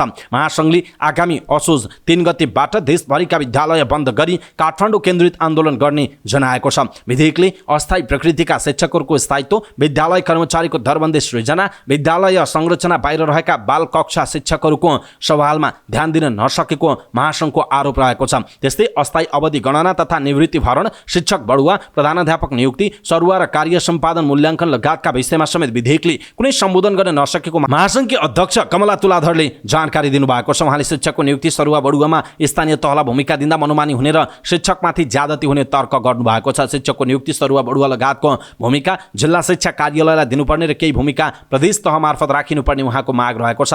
सरकारले शिक्षकहरूले बेला बेला गरेको आन्दोलनमा सहमति गरेको र उक्त सहमति कार्यान्वयन नगरेकाले बाध्य भएर आन्दोलन गर्नुपरेको जिकिर गर्नुभयो। पत्रकार सम्मेलनमा संस्थागत विद्यालय युनियनका अध्यक्ष होम कुमार थापाले आफूहरू बाध्य भएर असोज 3 गतेदेखि विद्यालय नै बन्द गरेर आन्दोलनमा जान लागेको बताउनु भएको छ। यसैबीच सरकारले प्रतिनिधि सभामा दर्ता गराएको विद्यालय शिक्षा सम्बन्धी कानुनलाई संशोधन र एकीकरण गर्न बनेको विधेयक 2080 शिक्षकको हकितमा नभएको भन्दै माइतीघरमा शिक्षकहरूले विधेयकको ड्राफ्ट जलाएका छन्। राहत शिक्षकहरूले संसदमा दर्ता भएको शिक्षा विधेयकले शिक्षकहरूको अधिकार कुण्ठित गर्ने गरी आएको भन्दै विधेयक जलाएर सांकेतिक विरोध जनाएका हुन्। नेपाल राहत शिक्षक केन्द्रीय समितिका अध्यक्ष खेमराज अधिकारीले सामुदायिक विद्यालयमा कार्यरत देशैभरि 40,000 राहत शिक्षकको हक अधिकार कुण्ठित गर्ने गरी सरकारले विधेयक ल्याएको बताउनुभयो। उहाँले विगतमा गरेका सम्झौता विपरीत मस्यौदा ल्याइएको भन्दै आफूहरूलाई मान्य नहुने बताउनुभयो। अधिकारीले भदौको 27 गते विधेयक संसदमा दर्ता भएको भन्दै सो दिन आफूहरूका लागि कालो दिन भएको पनि बताउनुभयो। उहाँले राहत शिक्षकहरूलाई आन्तरिक प्रतिस्पर्धाबाट स्थायी व्यवस्थापन गर्नुपर्ने आफूहरूको माग रहेको बताउनु भएको छ। राष्ट्रिय मानवाधिकार आयोगले सामाजिक सञ्जालको प्रयोग गर्दा शिष्ट र मर्यादित भएर गर्न आग्रह गरेको छ। केही दिन यता देशका विभिन्न भागमा घटेका घटना, कतिपय जिम्मेवार पदाधिकारीबाट नै व्यक्त धारणा र आरोप प्रत्यारोप प्रति गम्भीर ध्यान आकर्षण सहित आयोगले शिष्ट र मर्यादित भएर सामाजिक सञ्जालको प्रयोग गर्न आग्रह गरेको छ। नेपाली कांग्रेसका सहमहामन्त्री महेन्द्र यादवमाथि काठमाडौँमा भएको आक्रमण, जसपाका जिल्ला अध्यक्ष राजकुमार यादवमाथि प्रहरीबाट मोरङमा भएको दुर्व्यवहार, डाक्टरमाथि कुटपिट भएको भन्दै हेटौँडा अस्पतालका 78 जना चिकित्सकले राजीनामा दिएको जस्ता घटनाका सम्बन्धमा आयोगले ध्यान आकर्षण जनाएको छ। आयोगका प्रवक्ता डाक्टर टिकाराम पोखरेलले निकालेको विज्ञप्तिमा यी घटनामा संलग्नलाई छानबिन गरी दोषीलाई कानुन बमोजिम कारबाही गर्न तथा शान्ति सुरक्षाको प्रत्याभूति गर्न सरकारको ध्यान आकर्षण गराइएको छ। आयोगले आफ्नो अधिकारको प्रयोग गर्दा अरूको अधिकारमा पर्न सक्ने असरप्रति जिम्मेवार व्यक्तिले ध्यान पुर्याउनु पर्नेमा पनि जोड दिएको छ। चिनीका होलसेल विक्रेताहरूले सिन्डिकेट कायम गरी प्रति किलो मूल्य नै 10 रुपैयाँ बढाएपछि उपभोक्ता मूल्य पनि सोही अनुसार वृद्धि भएको छ। केही दिन अघिसम्म प्रति किलो 120 रुपैयाँ रहेको चिनीको बजार मूल्य अहिले 130 रुपैयाँ पुगेको नेपाल खुद्रा व्यापार संघले जनाएको छ। 27 भदौमा चिनीको होलसेल मूल्य प्रति किलो 117 रुपैयाँ थियो। त्यसलाई होलसेलहरूले 127 रुपैयाँ पुर्याएका छन्। संघका सहकोषाध्यक्ष ध्रुव अधिकारीले भन्नुभयो, नयाँ होलसेल मूल्य आएपछि चिनीको खुद्रा मूल्य 130 रुपैयाँ हाराहारी पुगेको उहाँले बताउनुभयो। होलसेल व्यापारीहरूले बजारमा सिन्डिकेट कायम गरेपछि अहिले मूल्य बढ्ने मात्र होइन, अभाव समेत सृजना भएको छ। होलसेल व्यापारीको मनपरीका कारण चिनी बिक्री गर्न नसक्ने अवस्थामा पुगेको सङ्घले जनाएको छ। हामीले चिनीको कारोबार नै नगर्ने निर्णय गरेका छौँ उहाँले भन्नुभएको छ। एक महिनाको बीचमा चिनीको प्रति केजी मूल्य 105 रुपियाँबाट बढेर 130 रुपियाँ पुगेको छ। यसअघि 1 भदौमा चिनीको प्रति केजी खुद्रा बिक्री मूल्य 105 रुपियाँ रहेको थियो। एक महिनामै प्रति केजी चिनीको मूल्य 25 रुपियाँ बढाइएको जनाइएको छ। खास गरी भारतको महाराष्ट्र राज्यमा यस वर्ष खडेरीका कारण चिनी उत्पादनमा उल्लेख्य कमी आउने र यसले भारतमा चिनीको मूल्य 6 वर्ष यताकै उच्च भएको अन्तर्राष्ट्रिय सञ्चार माध्यमले जनाएका छन्। त्यो समाचार आएपछि नेपालमा चिनीको मूल्य पनि एकाएक बढाइएको छ। महाराष्ट्रमा भारतको कुल चिनी उत्पादकको 1/3 उत्पादन हुन्छ। भारतमा चिनी उत्पादन घट्ने भएपछि उसले निर्यात बन्द गर्ने हो कि भन्ने आकलन समेत गर्न थालिएको भारतीय मिडियाहरूले उल्लेख गरेका छन्। यही मौका छोपेर होलसेलरहरूले बजारमा चिनीको कार्टेलिङ र गैर कानुनी मौजदात कायम गरेको साना खुद्रा व्यवसायीहरूको आशंका रहेको छ।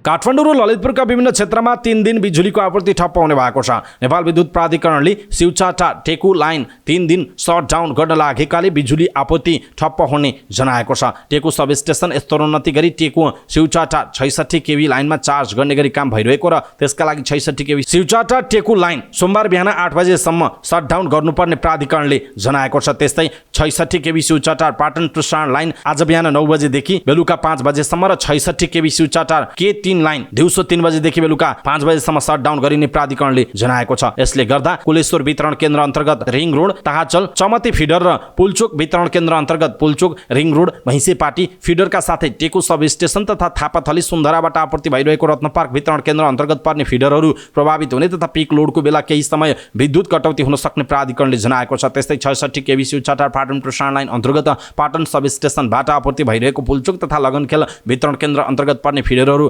प्रभावित हुने तथा पिक लोडको बेला केही समय विद्युत कटौती हुन सक्ने प्राधिकरणले जानकारी दिएको छ।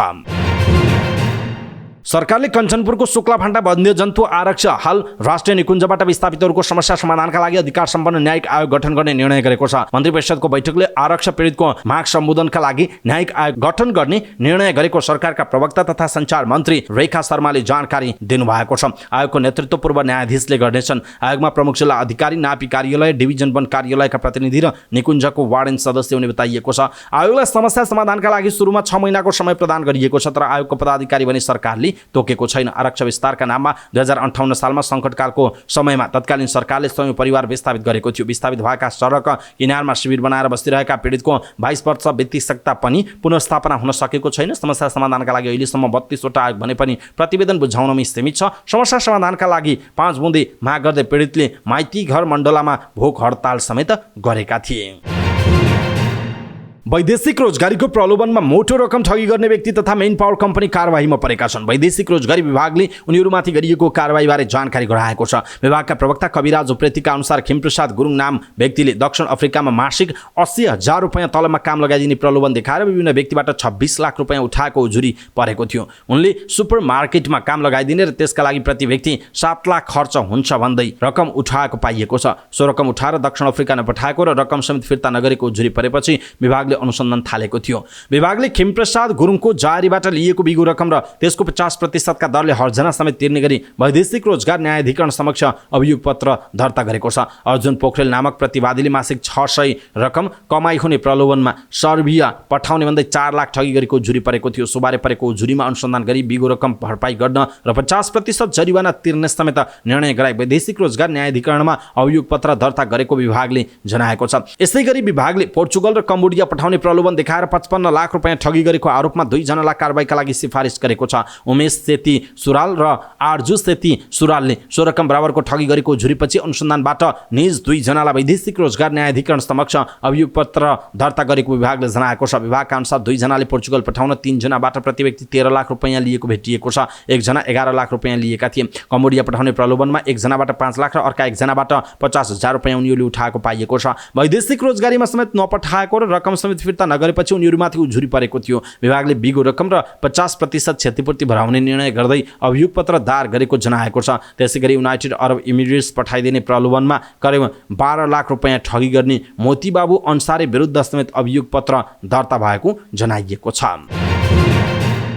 घुमुवा प्रहरी भन्दै सर्वसाधारणलाई धम्काई पैसा उठाउने गरेको आरोपमा धनुषामा एकजनालाई प्रहरीले पक्राउ गरेको छ। पक्राउ पर्नेमा धनुषाको कमला नगरपालिका 3 लागमाका 31 वर्षीय अमरेश कुमार यादव रहेको जनाइएको छ। उनलाई प्रहरीले विदेह नगरपालिका 3 को भित्री सडक खण्डबाट बिहिबार पक्राउ गरेको थियो। ज 10 प 3705 नम्बरको मोटरसाइकलमा 2 जना सवार भई पुगेर घुमुवा प्रहरी हो भनी धाक धम्की र डर देखाई नगद 4 लाख रुपैयाँ लुटेर भाग्दै गरेको अवस्थामा पक्राउ गरेको जिल्ला प्रहरी कार्यालय धनुषाले जनाएको छ। लुटपाटमा संलग्न ज 10 प 3705 नम्बरको चालक यादवलाई पक्राउ गरी थप अनुसन्धान गरिरहेको र फरारको खोजी भइरहेको धनुषाका प्रहरी प्रवक्ता डीएसपी वेद प्रसाद गौतमले जानकारी दिनुभएको छ। कोरिया अन्तर्राष्ट्रिय सहयोग नियोग कोइकाले पोखरा महानगरपालिकाको फोहोर व्यवस्थापनमा सहयोग गर्ने भएको छ। पोखरा महानगरपालिका र कोइका बीच फोहोर व्यवस्थापन गर्न रिसाइक्लिङ र अपसाइक्लिङ मार्फत हरित रोजगारी सृजना परियोजना सञ्चालन सम्बन्धी पारस्परिक प्रतिबद्धता पत्रमा हस्ताक्षर भएको छ। प्रतिबद्धता पत्रमा कोइकाले हरित अर्थतन्त्रमा योगदान पुर्याउने दिगो रिसाइकल र अपसाइकल आरयू उद्यमहरूलाई बढावा दिन उपयुक्त माध्यम सृजना गर्ने उल्लेख गरेको छ। त्यस्तै ग्रिन भेन्चर जोन जीभीजेड स्थापना गर्ने र नयाँ तथा आरयू उद्यमहरूलाई वित्तीय प्राविधिक र बजार प्रदान गर्ने समेत प्रतिबद्धता पत्रमा उल्लेख छ। प्रतिबद्धता अनुसार ग्रिन भेन्चर जोन जीभीजेड स्थापना गर्न पोखरा महानगरपालिकाले पोखरा 6 वसुन्धरा पार्कमा 5090 वर्ग मिटर क्षेत्रफल जमिन उपलब्ध गराउनेछ। प्रतिबद्धता पत्रमा पोखरा महानगरपालिकाका मेयर धनराज आचार्य र कोइकाको तर्फबाट उपप्रमुख युन एङ लिले हस्ताक्षर गरेको जनाइएको छ। पोखरा महानगरमा जीभीजेड र आरयू परियोजना सञ्चालन गर्न यसअघि नै कोइका र पोखरा महानगरपालिका बीच परियोजनाको प्रारम्भिक मसौदामा हस्ताक्षर भइसकेको थियो। महानगर र कोइकाका प्रतिनिधि बीच 30 अगस्त 2023 मा उक्त परियोजना सम्बन्धी प्रारम्भिक मसौदा हस्ताक्षर भएको थियो। परियोजनाले विशेष गरी नकुइने फोहोर प्रशोधन सहित फोहोरबाट नयाँ चिजहरू उत्पादन गर्नेछ। यसलाई सिकाइ केन्द्रका रूपमा विकास गरिने र पोखराका लागि एक पर्यटन गन्तव्यको रूपमा स्थापित हुने र फोहोर मैला सचेतना सम्बन्धी नागरिक व्यवहारमा परिवर्तन ल्याउने यस परियोजनाले महत्त्वपूर्ण सहयोग पुग्ने विश्वास महानगरले गरेको छ। कोइकाका उपप्रमुख युन यङ लिली यस परियोजनाले युवाहरूका लागि रोजगारी सृजनामा महत्त्वपूर्ण योगदान गर्ने विश्वास व्यक्त गरेका छन्। पोखरा महानगरपालिकाका प्रमुख धनराज आचार्यले फोहोर मैलाको व्यवस्थापन निकै चुनौतीपूर्ण रहेको बताउँदै यसलाई मोहरमा बदल्ने प्रयास स्वरूप हरित रोजगारी सृजनामा जोड्न लागेको बताउनु भएको छ। प्रधानमन्त्री पुष्पकमल दाहाल प्रचण्डले 5 वर्षीय बालिका रोजिसा गोपालीको निधनमा कान्तिबाल अस्पतालको कमजोरी भएको बताउनु भएको छ। प्रतिनिधि सभाको बैठकमा बोल्दै प्रधानमन्त्री प्रचण्डले गोपालीको मृत्यु हुनुमा आकस्मिक कक्षमा उपचारका लागि खटिएका जनशक्तिको संवेदनशीलता र व्यवस्थापकीय कमजोरी जिम्मेवार रहेको बताउनु भएको छ। भदौ 18 गते बेलुका उपचारका क्रममा अस्पताल पुगेकी मकवानपुर स्थायी ठेगाना भई हाल काठमाडौँ महानगरपालिकाको बाफल बस्ने गोपालीको आकस्मिक कक्षमा उपचारका क्रममा मृत्यु भएपछि 3 सदस्यीय छानबिन समिति गठन भएको थियो। उक्त छानबिन समितिलाई 5 दिनको समय दिएको थियो। त्यसले आफ्नो प्रतिवेदन पेश गरिसकेको उहाँले जानकारी दिनुभयो। आकस्मिक कक्षमा खटिएका स्वास्थ्यकर्मीले संवेदनशीलता नदेखाउनु र तत्काल सुधारका बाटोहरूलाई कार्यान्वयन गर्न नसकेका विभिन्न व्यवस्थापकीय कमजोरी नै त्यस्ता प्रकृतिका घटनाका लागि जिम्मेवार रहेको उहाँले बताउनु भएको छ। सोही समितिले बुझाएको प्रतिवेदनले अस्पतालले आफ्नो तहबाट गर्न सकिने सुधारको थालनी तत्समयबाट गरिसकेको र अझै गर्नुपर्ने सुधारका निम्ति आफ्नो पहल कदमीले मात्र सम्पादन गर्न नसक्ने कार्यका लागि तालुक निकायको सहयोगको अपेक्षा गरेको उल्लेख गरिएको उहाँले बताउनुभयो। हरितालिका तीजका अवसरमा पशुपतिनाथ मन्दिर दर्शन गर्न आउने भक्तजनलाई 4 स्थानबाट दर्शन गराइने भएको छ। कोषले यस वर्षको हरितालिका तीज पर्वका अवसरमा पशुपतिनाथको दर्शनमा आउने व्रतालु भक्तजनका लागि सहज बनाउन 4 स्थानबाट लामको व्यवस्था गर्न लागेको जनाएको छ। तीजको तयारीका लागि कोषले आयोजना गरेको छलफलमा कोटेश्वर 3 कुने स्थिनामङ्गल क्षेत्रबाट आउने भक्तजनका लागि तिलगङ्गा पर्यटक टिकट काउन्टर क्षेत्रबाट प्रवेश गरी राम मन्दिर आर्यघाट हुँदै पूर्वी ढोकाबाट पशुपतिनाथ मन्दिर प्रवेश गर्ने व्यवस्था गरेको जानकारी दिएको छ। यो मार्गबाट प्रवेश गर्ने भक्तजनको जुत्ता चप्पल आर्यघाट जाने बागमती नदीमाथिका 2 पुल पार गरे पछिको मध्य क्षेत्रमा राख्ने व्यवस्था मिलाइएको छ। तीजमा दर्शन गर्ने भक्तजनका लागि यो सहित 4 वटा लामको व्यवस्था गरिएको जनाइएको छ। दोस्रो लाम मित्र पार्कबाट प्रवेश गराउन पाउने गरी व्यवस्था गरिएको छ। यहाँबाट प्रवेश गर्ने भक्तजनको जुत्ता चप्पल शङ्कराचार्य मठ अघिको क्षेत्रमा राख्न सकिने व्यवस्था गरिएको छ। तेस्रो लाम गौशाला पिङ्गला स्थान पञ्चदेवल क्षेत्रबाट अगाडि बढ्ने व्यवस्था मिलाइएको छ। यहाँबाट प्रवेश गर्ने भक्तजनको जुत्ता चप्पल वज्रघर अघिको भागमा राख्न पाइनेछ। चौथो लाम भनेको गुहेश्वरी उमाकुण्ड कैलाश दक्षिण भाग हुँदै पशुपति मन्दिरमा प्रवेश गर्नेछ। यो मार्गबाट प्रवेश गर्ने भक्तजनको जुत्ता चप्पल गुरु मन्दिर अघिको खुल्ला भागमा राखिनेछ। मूल मन्दिर परिसरको तस्बिर भिडियो खिचीमा मोबाइल सिज गरिनेछ। पशुपतिनाथको मूल मन्दिर र त्यस परिसरको तस्बिर एवं भिडियो खिचीमा मोबाइल सिज गरी नगद जरिवाना समेत गरिने बताइएको छ। पशुपतिनाथको मूल मन्दिरभित्र प्राचीन कालदेखि नै तस्बिर एवं भिडियो खिच्न मनाइ गरिँदै आएको छ। पछिल्लो समय सबैका हातमा मोबाइल हुने भएकाले चलाए जसरी तस्बिर खिच्ने क्रम बढ्न थालेपछि नगद जरिवाना सहित कारबाही गर्न लागि पशुपति क्षेत्र विकास कोष संस्कृति संरक्षण महाशाखाका प्रमुख गौरी शंकर पराजुलीले जानकारी दिनुभयो। सनातनदेखि तस्बिर खिच्न मनाइ गरिएको स्थानको तस्बिर खिची सामाजिक सञ्जालमा राख्ने टिकटक बनाउने क्रम बढ्न थालेपछि कोषले यस्तो तयारी गरेको। कोषले गत वर्षदेखि नै गर्भगृहको तस्बिर खिचेमा रु 2100, मुख्यमन्त्रीको तस्बिर खिचेमा रु 1100 र मूल मन्दिर परिसरको तस्बिर खिचेमा रु 500 जरिवाना गर्न सुरु गरेको छ। पशुपतिनाथ मूल मन्दिर क्षेत्रमा मोबाइलको तस्बिर खिचे नखिचेको अनुगमन गर्न कोषका कर्मचारीको समूहले सूक्ष्म अनुगमन गर्न लागेको जानकारी समेत उहाँले जानकारी दिनुभयो। कोषले तीजका दिन यही असोज 1 गते बिहान 6 बजेपछि पुरुष दर्शनार्थीलाई पशुपतिनाथ प्रवेश गर्न नदिने भएको छ। पशुपतिनाथका नित्य दर्शनार्थीलाई यसअघि नै दर्शन गरेर फर्कन पनि कोषले आह्वान गरेको छ। काठमाडौँ महानगरपालिकामा स्तनपान कक्ष सञ्चालनमा आएको छ। महानगरपालिकाकै उपप्रमुख सुनिता डङ्गोलले कार्यालयमा उक्त कक्षको उद्घाटन गर्नुभयो। महानगरको कार्यालय रहेको काठमाडौँ प्लाजामा स्तनपान कक्ष सञ्चालनमा आएको हो। स्तनपान गराउनु पर्ने बच्चा भएका आमाका लागि उक्त कक्ष निर्माण गरिएको महानगरपालिकाले जनाएको छ। कार्यालयमा कार्यरत कर्मचारीहरू बच्चासहित कार्यालय आउँदा स्तनपान गराउन पर्ने बच्चासहित आउने सेवाग्राहीलाई समस्या पर्दै आएको थियो। कक्षमा बच्चाका लागि खेलाउने गुडिया, पानी खुवाउने बोतल, दुधदानी लगायतका रहेको जनाइएको छ। हक्की स्वभावकी छिन् अभिनेत्री रिचा शर्मा। मनमा लागेको कुरा भनिहाल्ने उनको बानी हो। आफ्नो सामाजिक सञ्जालमा पछिल्लो पोस्टमा रिचाले नेपालका अस्पताल र स्वास्थ्यकर्मीको व्यवहारप्रति आक्रोश पोखेकी छिन्। छोरा अभियान लडेर टाउकोमा चोट लागेपछि रिचा चण्डोलको कोपिला क्लिनिकमा पुगेकी थिइन्। त्यहाँका कर्मचारीले गरेको व्यवहारप्रति रिचा क्रुद्ध बनेकी हुन्। इन्स्टाग्राममा उनले यो अनुभवलाई फ्यानमा शेयर गरेकी छिन्। उनले लेखेकी छिन्, आज बिहान 11:30 मा छोरो अभियानको प्री स्कुलमा म्याचबाट लडेर टाउकोमा चोट लागेको र टुटिलको आएको छ भनेर फोन आएपछि म केही मिनेटमा त्यहाँ पुगेँ। म त्यहाँ पुग्दा छोरो दुखेर रोइरहेको देखेपछि मैले स्कुलको प्रधानाध्यापिकासँग मिलेर त्यहाँबाट मात्र 2 घर पर चण्डोल स्थित कोपिला क्लिनिक लिएर गएँ। त्यहाँ पुग्ने बित्तिकै रिसेप्सनमा मैले इमर्जेन्सीमा डाक्टर बोलाइदिनुहोस्, मेरो बच्चालाई चोट लागेको छ भन्दा हुन्छ, तर पहिला मेम्बरसिप रजिस्ट्रेसन गराउनुहोस् किनकि यो तपाईँको पहिलोचोटि हो। रजिस्ट्रेसन शुल्क 4800 र थप डाक्टर जाँच शुल्क भन्ने जवाफ पाएँ। मैले म त्यो सब गरौँला, पहिला डाक्टर बोलाइदिनुहोस् भन्दा फेरि पहिला रजिस्ट्रेसन गर्नुहोस् भन्दा मलाई त्यो व्यवहारदेखि घिन्नै लागेर आयो। रिचा थप लेख्छिन्, मैले मेरो बच्चालाई लिएर तुरन्त उसलाई देखाइरहेको डाक्टर कहाँ लगेँ। कुरा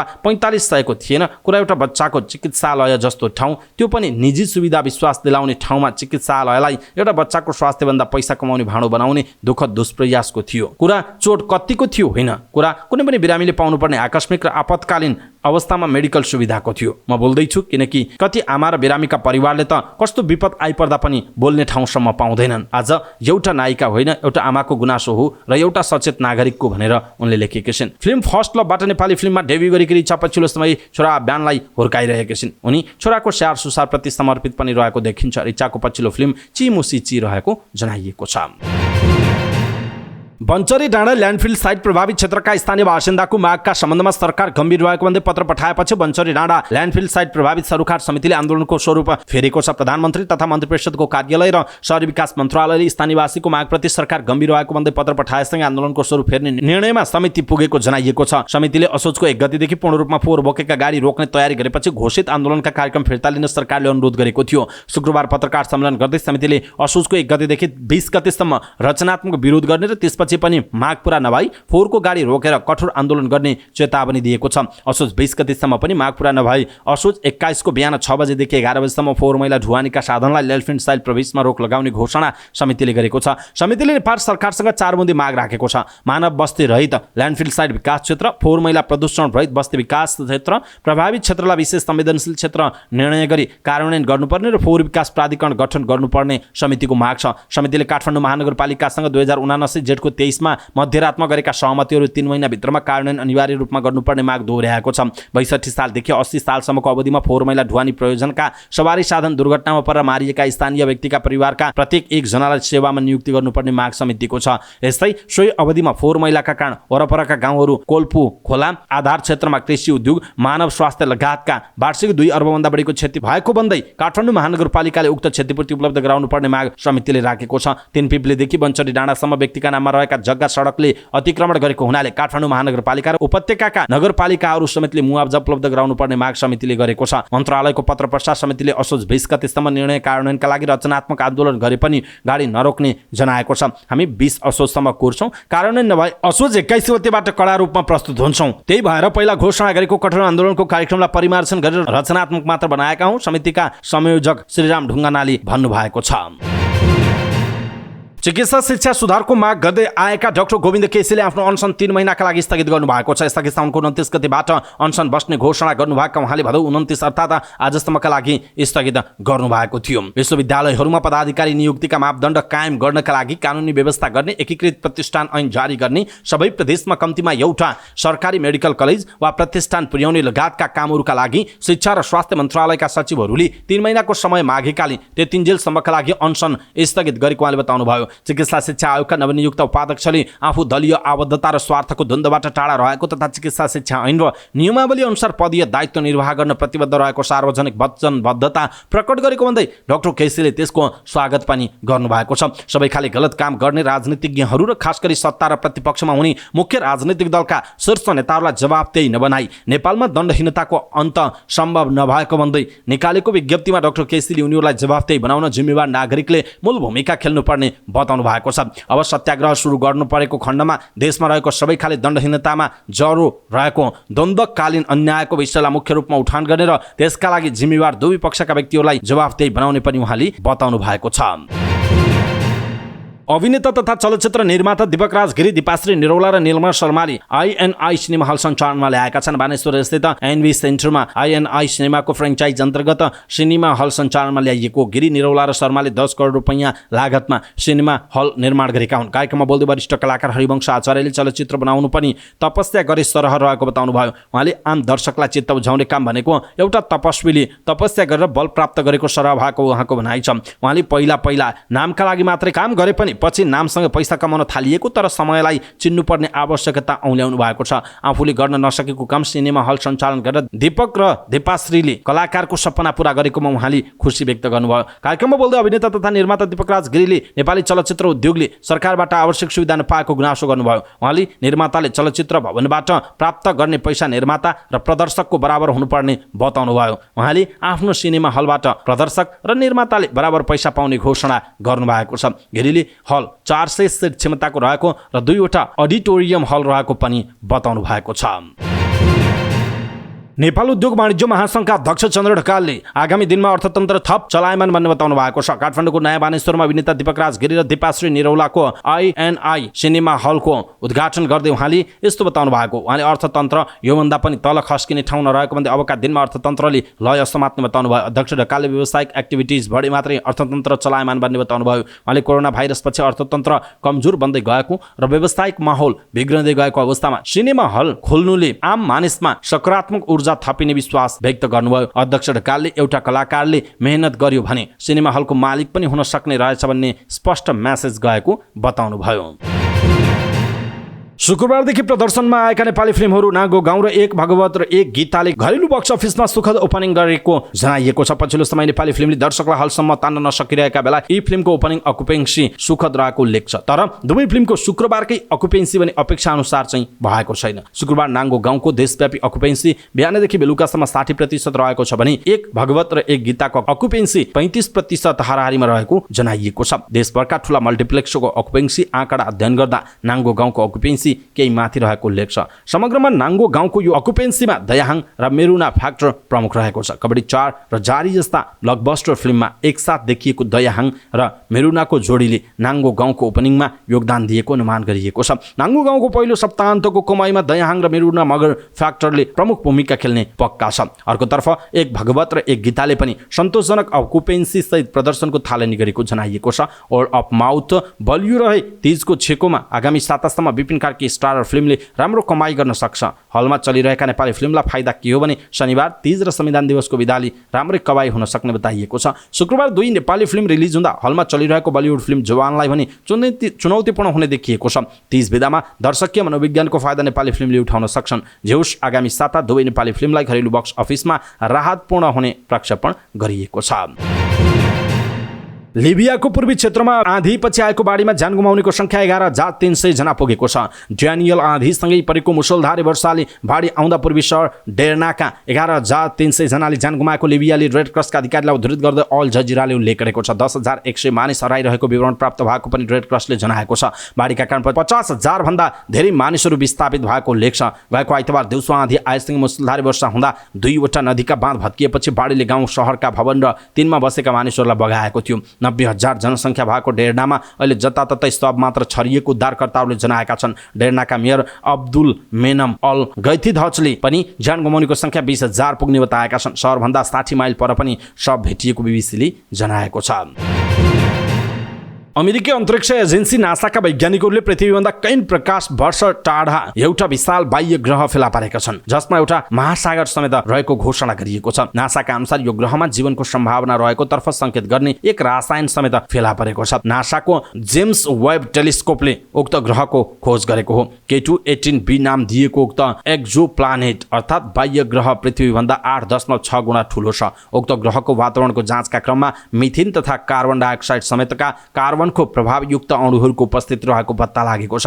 जेम्स वेबको खोज हालैको अध्ययनसँग सम्बन्धित छ, जस अनुसार K2-18b एउटा आइसिन एक्जोप्लानेट हुन सक्छ, जसमा हाइड्रोजन समृद्ध वातावरणका साथै महासागरले ढाकिएको अवस्थामा रहेको जनाइएको छ। नासाले आफ्नो वेबसाइटमा उल्लेख गरे अनुसार बसोबास योग्य क्षेत्र भएको उक्त बाह्य ग्रहको वायुमण्डलीय गुणहरूका बारेमा पहिलो जानकारी चाहिँ नासाको हबल स्पेस टेलिस्कोपबाट प्राप्त भएको थियो। उक्त नयाँ खोजले आगामी दिनको अनुसन्धानका लागि वैज्ञानिकहरूलाई प्रेरित गरेको छ। यो खोजले प्रणालीका बारेमा आफ्नो बुझाइलाई नै परिवर्तन गरिदिएको नासाको भनाइ छ। त्यसो त K2-18b के हो? बसोबास योग्य चिसो क्षेत्र समेत रहेको यो बाह्य ग्रहले K2-18 नामक ताराको परिक्रमा गरिरहेको छ। यो पृथ्वीबाट 120 प्रकाश वर्ष टाढा रहेको उल्लेख छ। यस्ता बाह्य ग्रहहरू जसको आकार पृथ्वी र वरुणको बीचमा छ, उनीहरू सौर्यमण्डलका कुनै पनि पिण्डभन्दा निकै फरक हुन्छन्। यसको वायुमण्डलको प्रकृति खगोलविदहरूका बीचमा सक्रिय बहसको विषय बनेको छ। यो खोजले बाह्य ग्रहमा जीवनको खोजी गर्ने दिशामा नयाँ आशाको सृजना गरेको दाबी नासाको छ।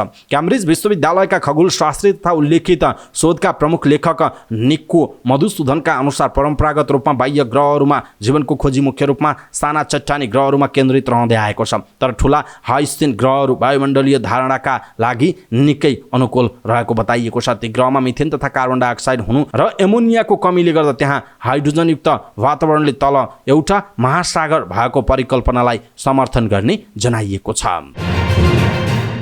उत्तरी चीनको हेवेई प्रान्तको सिङशान फलाम खानीमा रिमोट कन्ट्रोल प्रविधि लागू भएको छ। अब फलाम खानीका प्राविधिकहरूले टाढैबाट भूमिगत खानी गतिविधिहरूमाथि निगरानी र नियन्त्रण गर्न सक्ने बताइएको छ। प्राविधिकहरूले सो फलाम खानीमा धेरै मात्रामा फलाम रहेको अनुमान गरेका छन्। यो रिमोट कन्ट्रोल प्रविधिबाट भूमिगत काम गर्न सहयोग पुग्ने सिङशान फलाम खानीका उपनिर्देशक युआन बेईले बताएका छन्। उनले आफूलाई सुरक्षित राख्नका लागि यो रिमोट प्रविधि राम्रो हुने विश्वास व्यक्त गरेका छन्। उनले 5G प्रविधि र उपकरणको सुधारको लागि पनि धन्यवाद दिएका छन्।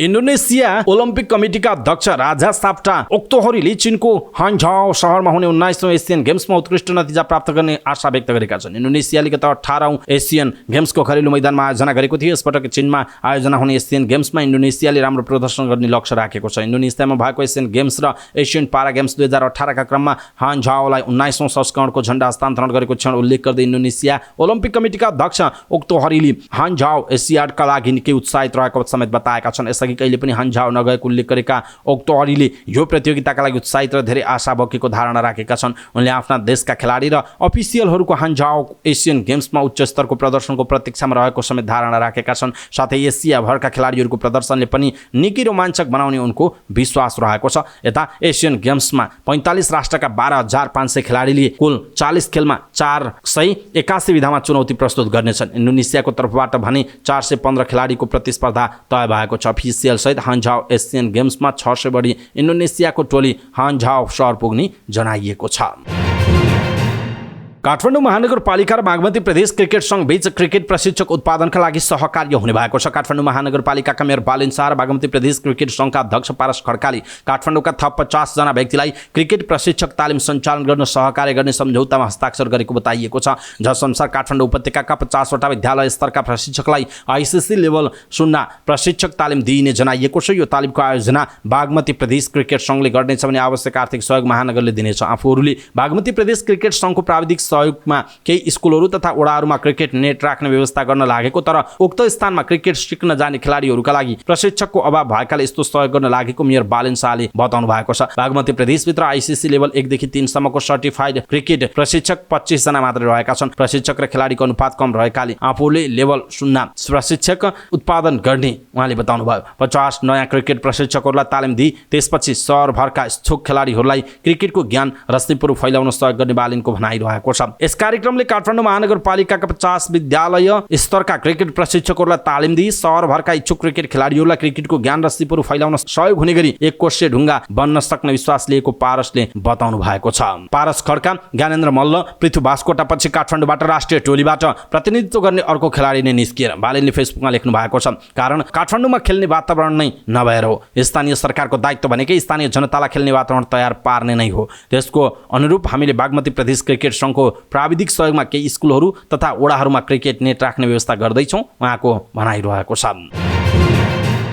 अखिल नेपाल फुटबल संघ एन्फाको अध्यक्ष र महासचिव बर्खास्तीको मागसहित बहुमत सदस्यले विशेष साधारण सभा माग गर्दै दर्ता गरेको निवेदन छलफलका लागि एन्फा अनुशासन समितिमा पठाइएको छ। एन्फा पूर्व अध्यक्ष कमी छेरिङ शेर्पाको नेतृत्वमा एन्फाका 49 सदस्य संस्था क्लब जिल्लाले वर्तमान नेतृत्वले काम गर्न नसकेको र फुटबलको भविष्य झन् धराशायी हुने भन्दै अध्यक्ष पङ्कज विक्रम नेमुहाङ र महासचिव किरण राईलाई बर्खास्त गर्नुपर्ने माग गर्दै विशेष साधारण सभा बोलाउन निवेदन पेश गरेका थिए। भदौ 25 गते दर्ता भएको नम्बर 222 रहेको उक्त निवेदन एन्फामा प्राप्त भएको र विशेष साधारण सभाका सम्बन्धमा निवेदन उपर छलफल गर्न तथा प्रक्रियालाई अगाडि बढाउन उक्त निवेदनलाई एन्फा अनुशासन समितिमा पठाएको बेहोरासहित महासचिव किरण राईले निवेदनकर्ताहरूलाई शुक्रबार जानकारी सहितको पत्र पठाएको उल्लेख छ। निवेदनका हस्ताक्षर गर्ने केही सदस्य संस्थाहरूले विशेष साधारण सभा मागको सम्बन्धमा हस्ताक्षर गरेको तर बर्खास्तीको विषयमा हस्ताक्षर नगरेको भन्दै एन्फामै निवेदन दिएकाले त्यस विषयमा थप छलफल गर्न अनुशासन समितिमा पठाएको एन्फा प्रवक्ता सुरेश शाहले जानकारी दिनुभएको छ। उहाँले एन्फामा नियमित रूपमा निवेदन दर्ताको प्रक्रिया हुने तर वैधानिक प्रक्रिया के हुन्छ भनेर हेरिने जानकारी भएको छ।